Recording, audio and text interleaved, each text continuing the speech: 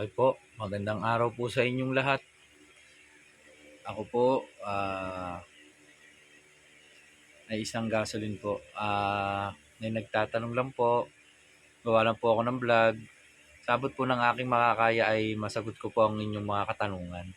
Maraming salamat po pala sa ating mga followers, sa ating mga followers sa YouTube at dito sa ating FB. Okay, may tanong po siya. Ang tanong po niya is, kung totoo daw po ba yung free towing ng Petron? Pag meron po kayong Petron Value Card, yung free towing daw po. Okay, ganito po yan. Sa free towing po, dapat po meron kayong maabot na limit ng pagpapagas. So, halimbawa, sa isang buwan, kailangan po nyo maka 3,500 upang maabot nyo po yung free towing na yun. Then, ang free towing po,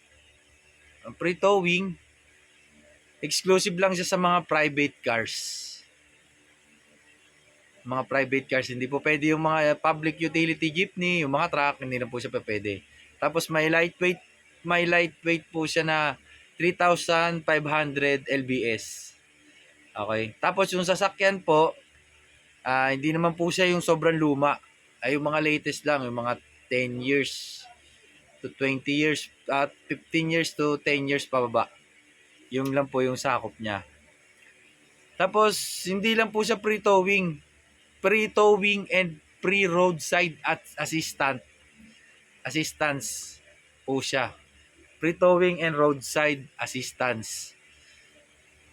Pwede po kayong, halimbawa, naubusan po kayo ng gas, pwede po kayong magpabili ng gas. Siyempre, babayaran nyo po yun. Kung meron naman mga sira doon sa mga makina nyo, na ayaw umandar, troubleshoot, pwede nyo po silang kontakin. Pwede rin po na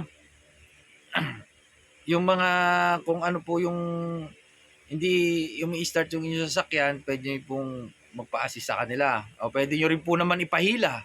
Halimbawa, ilagay nyo rito sa gasolinahan na to. O kaya ilagay nyo rito sa lugar na to, pwede po yun. Okay, at ang hotline po ng free towing and roadside assistance ay ito po.